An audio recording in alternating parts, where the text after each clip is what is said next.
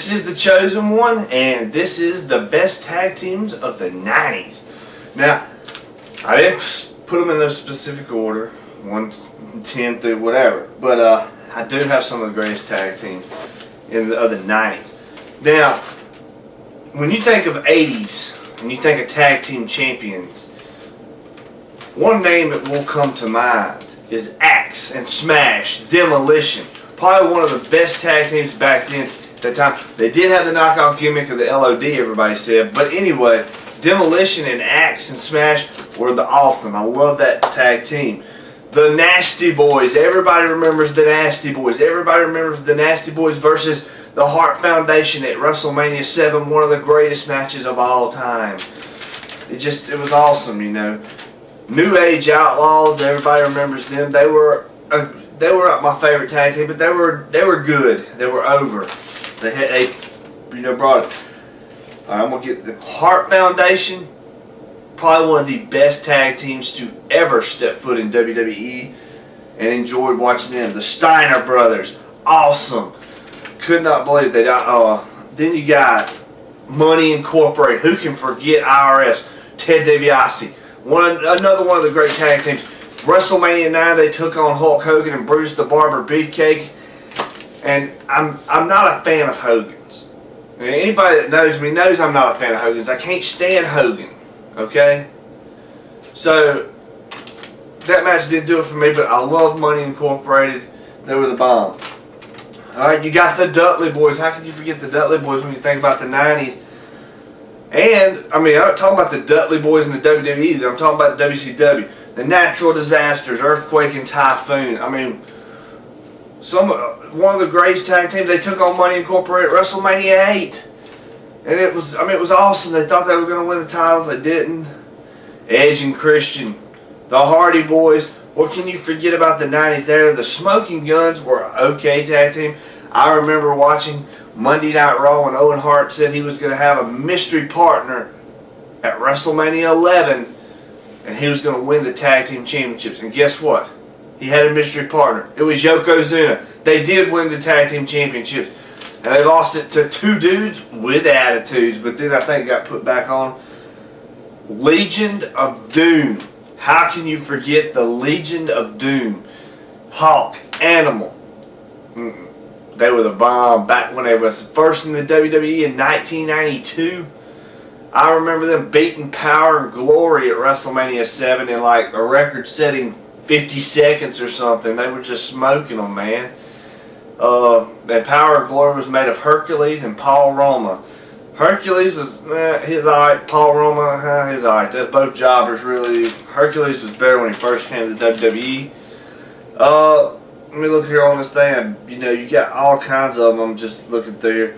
But, here's one I'm going to look up in my WWE encyclopedia.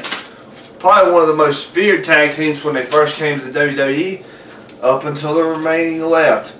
The Head Shrinkers. Let's look them up in this thing here.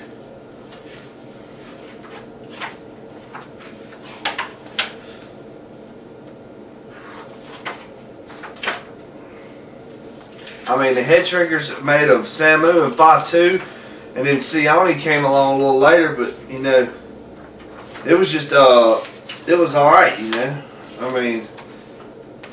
I enjoyed the Head Shrinkers because when they were bad guys, everybody loved to hate them. But then Samu, he got right, I gotta get this thing. Samu left in 94. Here we go. Samu left in 94, but here we go. Samu and Fatu were proud members of the long line of savage Samoan superstars terrorizing WWE, collectively known as the Head Shrinkers. The duo displayed a dangerous combination of size, agility, and on their way to becoming one of the most feared tag teams in the mid-90s. Success didn't come quickly for the Head Shrinkers, managed by Alpha. The tandem struggled to make a name for themselves during their first year with the WWE after competing in many nondescript matches against the likes of High Energy, which was Owen Hart and Coco Beware, and the Steiner Brothers, who they wrestled the Steiner Brothers at WrestleMania 9. That was probably one of the best matches on the card.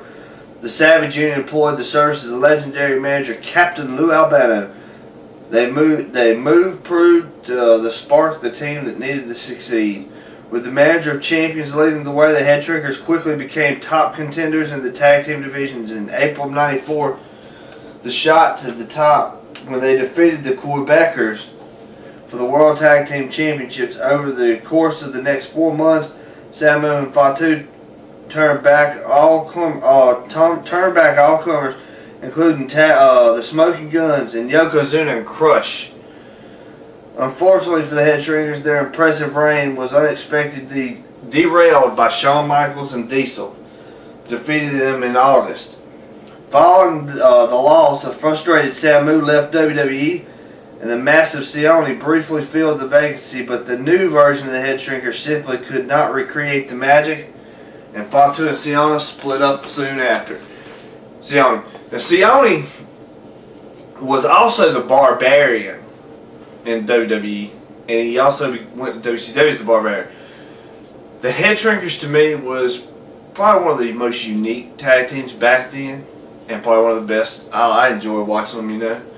But I wish that the tag team division now was better than it is. I mean, it sucks. There's not enough tag teams, you know. I like seeing some tag team matches, you know. It's just not clicking no more.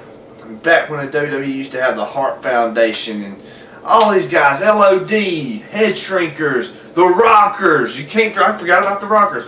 They won the WWE Tag Team Championships one time, and it was never even recognized. They won the titles one night, and they put the titles back on the Hart Foundation the next night. So they never really had the titles. They won them, but they didn't, you know, kind of thing.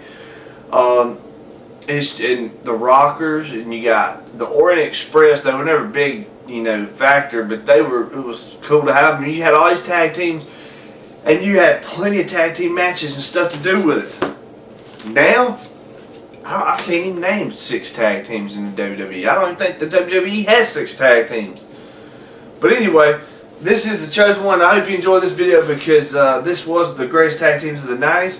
And baby, just make sure you tune in and watch more. We out.